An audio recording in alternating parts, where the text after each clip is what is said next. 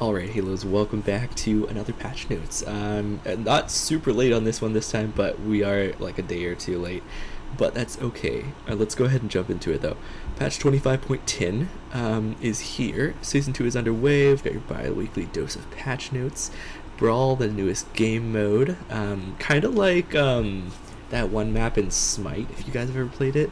Basically, you just gotta run your minions into the enemy portal to get points. Also, kills get points, of course, and stuff like that. And it kind of looks like part of the what's it called? Oh my gosh, the game mode that was out last year. Oh my gosh, what was it called? I can't think of it. But anyways, it looks like the map that was a little bit like the map that was on there, except that map was bigger. Yeah. Anyways, so the new game mode is Brawl, and it comes out with this patch, so it looks kind of interesting. I'm definitely going to try to play some. Let me know if you guys want to see some gameplay of it before it leaves, so I'll try to get into it, unless they decide to keep it for a long time. I don't think they will, but hey, you never know. Alright, and let's see. Yeah, it's out pretty much everywhere as of this video, at least. C servers, LP games. For the Steve servers following the merge. Okay, interesting. Alright, champions. Cho'Gath, level 1 attack speed is now 0.658 instead of 625. Okay, cool. That's really good. I think.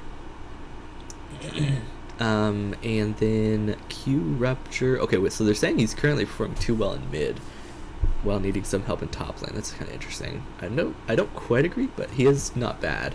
I guess. There's a lot of counters to him, but yeah, he's not bad. Q rupture. Let's see. Removing some flat damage on it at max rank, especially. Starting at rank 2, it's losing flat 5, then 10, then 15, then 20 in the subsequent levels. But honestly, not the end of the world. It might change his wave clear a little bit. I'm not sure, actually. I'd have to double check that. I don't think it will, but it might. And then E Vorpal spikes the damage. Oh no, they're nerfing this? That's bad. Wait, are they nerfing it? Hold on. Flat damage is unchanged. 30% AP is unchanged. The percent health damage, maximum health damage is actually getting buffed here.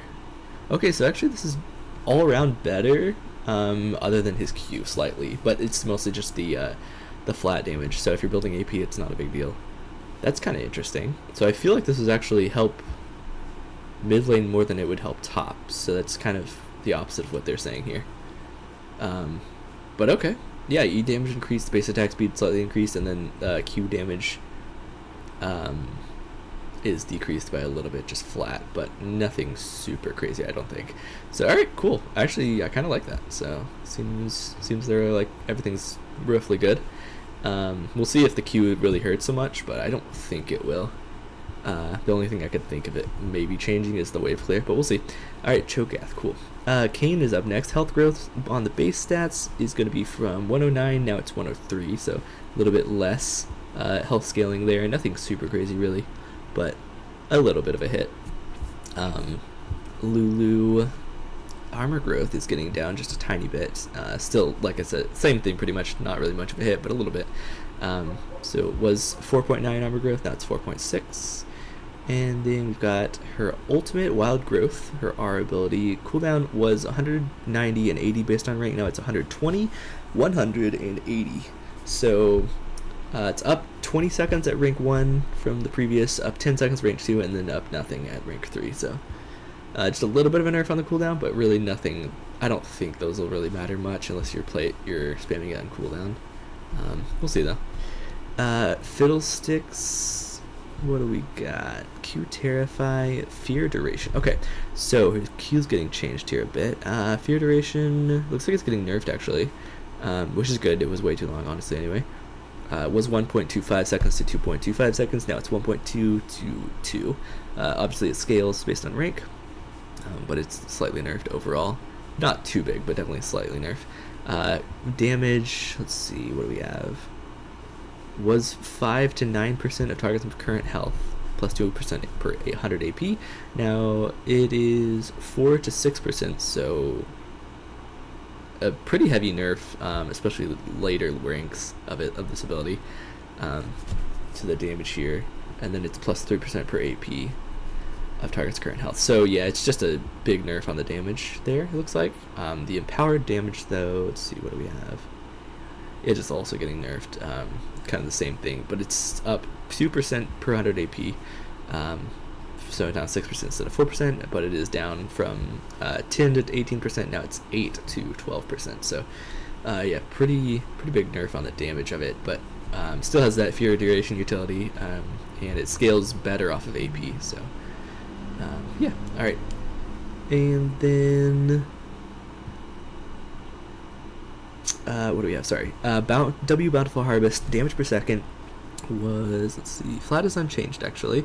The AP scaling was plus 35%, now it's plus 40%. So they're buffing his W a little bit and nerfing his Q basically. Honestly, I'm okay with it. I think Fiddle can be pretty, what's the word? Obnoxious, I guess. Sometimes, so I like the angle.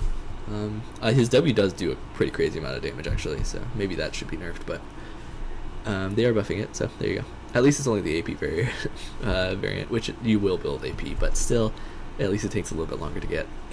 Nafiri, let's see, passive, we are more. Pac-Mate monster damage multiplier is getting nerfed again, so it was plus 100, well basically 155% of damage to monsters, now it is 135%, so they're just, Nafiri is obviously too good in the jungle, people think, so yeah, they're hitting that a little bit more. Not a big deal, I think that's fine. Senna, I mean, it is probably a bit of a big deal, but yeah, anyways, it's fine. Senna is up next. Okay, I think I heard some, yes, I heard some rumors about this. Okay, I'm excited for this, hopefully. I don't know if it's gonna be enough, but so her passive Absolution, the crit chance per 20 stacks is now 10%, which is nice, really a lot better for sure. And the soul drop rate, this is the big one right here. Soul drop rate on minion or monster kill was 8.4% if she kills it. This is basically if she kills it. Now it is 14%, so it's back up to, I believe this is better than it ever has been since Senna released. I think she started at maybe like 12% or something, maybe 13, I'm not sure. And so yeah, this is a little bit better than it used to be, so this is really good. Because if you're last hitting, so basically this makes it so that it's better to just play support basically, or not get the last hits on minions, just because you'll get more souls that way. But anyways, that's really nice. Q Piercing Darkness, the heal on it, the flat's unchanged, and the AP scaling is getting down by 10%. That's not a big deal, I don't care about that, because I don't play her AP. So there we go. They're buffing her AD builds and giving her better sustained damage output through her soul crit chance. Cool. Yeah, this is really nice buffs for Senna, in my opinion. Mostly just this, but both of these are really nice. This is pretty much negligible, in my opinion. Alright, cool. So Senna and Cho'Gath, pretty nice changes here. I like those. Overall. Okay. Let's see what next. Smolder is up next. Passive Dragon Practice. So Q damage per stack was 0.3, now it's 0.4. Okay. And then Q burn damage per 100 stacks was 0.4%, now it's 0.5%. Alright. And then E hit damage per stack was 0.1, and now it is 0.12. E hit damage per stack. Okay, this seems very small. I could be wrong. But yeah. I mean, a little bit of buff to Smolder for sure. But I think this is not good enough to make him like really good. So yeah, it's pretty much the same area, I believe. I could be wrong, we'll see. Vi is up next. We've got Q Vault Breaker. What do we have? So the flat damage is down, oh, quite a bit. Minimum damage was 45 to 145, now it's 40, so down 5 to 120, now down 25. And then the bonus AD scaling is also down by a lot. So it was plus 80%, now it's plus 60%. That's pretty big. And then the maximum damage, this means it's the bonus AD scaling is down only 10% from there. And then oh, okay, interesting. Maximum damage was 90 to 290. Now it's 100 to 300. So it's up by 10 points at every rank. But like the early nerfs are pretty big in comparison. So it's a little bit better. once you max it basically, or once you max charge it, but which everyone is doing I guess anyway, so I guess that makes sense. But yeah, if you don't charge it much, it's not going to do as much damage for sure, which I think is good. That's fine. Cooldown refund when cancelled is now more responsive. Okay, interesting. Relentless Force. Oh no, we've got Zinzao changes. That's probably not a good sign. The E Relentless Force, fix the bug where E would crit for plus 100% total AD instead of the intended plus 75% total AD. Oh, interesting. Okay. R Cease and Desist. Mana was 100, 125, and 150. Now it's just 100 flat. That makes sense. I'm not sure why it scaled to 150 anyway. Damage was 150 to 400 plus 90% bonus AD. Now it is 150 to 350 plus 90% bonus AD. So just a slight damage nerf on that. So yeah, I mean, honestly, in my opinion, these are buffs to Vi, personally. So yeah. I mean, it's not exactly a buff. Like, there's definitely like nerfs in here, but I don't think this is going to be a matter that much in terms of like losing 50 flat damage at rank 3. I don't think at level 16. I don't think it's going to matter too much. And then, I mean, this could matter. I don't know how much people were using / abusing this, but shouldn't be that big of a deal. And at the same time, this is just a buff if you're max charging it. So I mean, yeah, if you're tapping it, it's a bit of a nerf. Yeah, for sure, quite a bit of a nerf. But you shouldn't be tapping it anyway, in my opinion. So yeah, all right, cool. I think this is good for Vi. Zinzao, oh no, Zinzao is both strong and strong both in pro and solo queue. No, maybe some armor growth, so he's a bit less tanky late game without feeling super different for his players. This is gonna feel very different actually. Let's see. This is per level, so let's see. Let's do some quick math here. So you're basically losing 0.5, a little bit more, but 0.5 armor growth per level. So at level 2, that's 1 armor less. At level 4, that's 2 armor. At level 6, that's 3 armor. At level 8, that's what did I say? 4? Yeah, 4 armor. So yeah, it's not a huge deal, I guess, but it definitely hurts him, and he already is actually fairly squishy personally. I don't really play like the super tanky builds, so that makes sense. But yeah, this is definitely a sizable nerf to him. It definitely sucks, but I don't think it'll be the end of the world at the same time. But yeah, definitely sucks for sure. Alright. Yuumi. So our final chapter, base heal per hit was 35 to 65, now it's 30 to 50. So yeah, just a little bit less healing from her. Alright. That's not too big of a deal, but definitely, yeah, hurts a bit, for sure. Alright.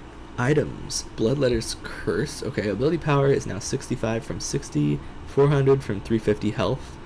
And then magic resist shred per stack was now 7.5% instead of 5%.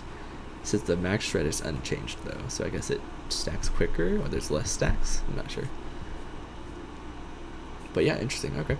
Alright. And then what else do we have? Crypt Bloom. Ability power is up by 15% actually, or not percent, but 15 flat ability power up.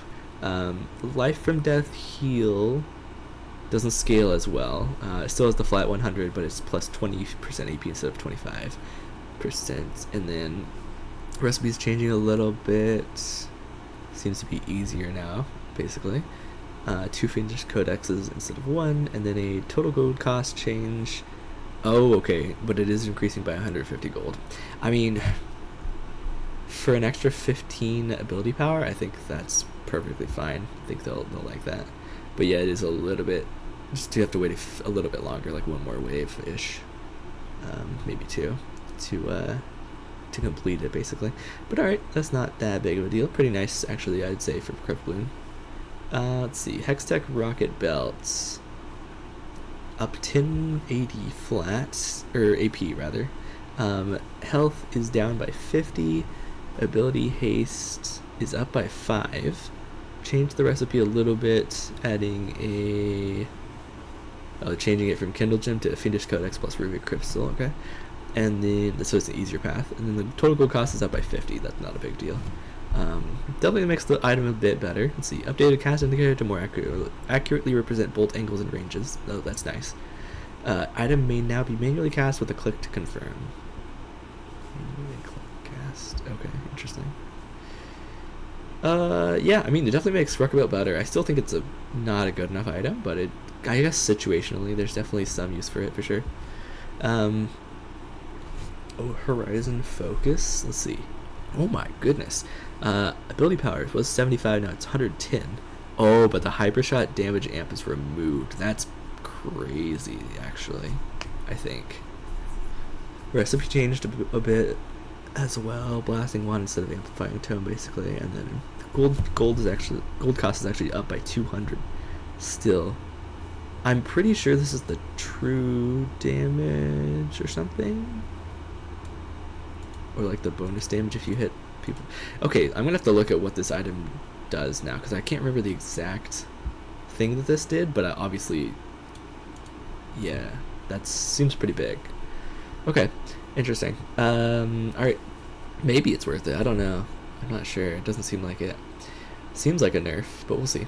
Leandri's Torment down by 1080, or AP rather. That is actually pretty big. Sucks for Leandri's for sure. Alright, what else do we have? Lichbane, ability power is now 100 from 115, so down by 15 is pretty big. Total gold cost is down by 300 though. Okay, that's worth it for sure. I think for sure. Recipe changed a little bit, but yeah, that's, I think down by 300 gold is worth the losing 15 ability power. Maybe I'm wrong, but I think that's pretty big. Okay, I think buff for Lichbane. Ludin's Companion, total gold cost is down by 100 gold. That's pretty nice. So it's now 2750. Tooltip now shows the maximum single target. Okay, good. That is really nice, actually. I appreciate that, because the tooltip was very confusing, honestly. Malignance, ability power was 85, now it's 90, so that's just better. Morellonomicon, gold cost is down by 100, so it's now 2850. It's pretty good. Gnash's Tooth, gold cost down by 100 as well. Nice, let's go. That's big. That's really nice. Gnash's Tooth is great. Rabadon's Deathcrack also down by 100, so now it's 3500 gold cost. That's really good. Seraph's Embrace, Lifeline Shield was 200 plus 20% current mana, now it's 18% of max mana. I believe that is just better. I guess unless you're completely full mana, but most of the time you're not going to be. So yeah, that is pretty nice, I think. Okay, Storm Surge, gold cost down by 100 as well, move speed up by 2% more, so it's now 6% instead of 4%. Gold on preemptive takedown is removed. Oh, move speed on Squall is removed. Oh, that seems like an overall nerf for Storm Surge, which I think is good, but it is a little bit cheaper, so it could be easier to buy for sure, which sucks, but it's okay.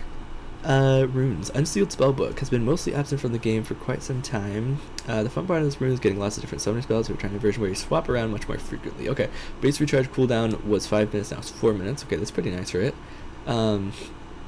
Recharge cooldown at maximum swaps was 2.5 minutes, or 2.5 minutes, now it's 1.5 minutes.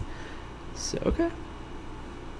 Yeah, I mean, definitely just buffs for Unsealed Spellbook, regardless of what you think. Pretty much, I think. Alright, cool. Good for it, I guess. Mythic Shop content update. With this patch, we'll be adding insignificant amounts of icons, bringing the total to 454 items that have a chance to appear each day. Chromas, daily with these icons we have. I should make a much more common to fresh offerings. Okay. Interesting. Alright, quality of life changes and bug fixes. Definitely pause to read these. They can be quite big sometimes. So, alright, cool. And then what do we got? Bug fixes. Yep. What's this? Slash fixable causing mordekaiser. Oh, interesting. Okay. Alright. That is pretty nice, actually. Skin updates. We don't usually talk about PBE and patch notes, but we wanted to call out that in 25.11, you'll see updates to the previous Black Rose Masquerade skins for Elise, Tryndamere, Samir, and Renata Glask. If you already own these skins, no action from you is required. We hit pause on skins that would have normally dropped in this upcoming window, so we could go back and give the Black Rose skins a little extra love. Mix of updates across models, textures, and VFX. We'll be sharing those skins here next patch when they're released. Okay. Interesting. All right, cool. We've got a Stargazer Vex. Okay. High Noon York, and then Blood Moon Rise. All right, there we go. All right, anything else? I think that's it. Thank you guys for watching. Appreciate it as always, and I'll see you guys in that next video. All right, peace.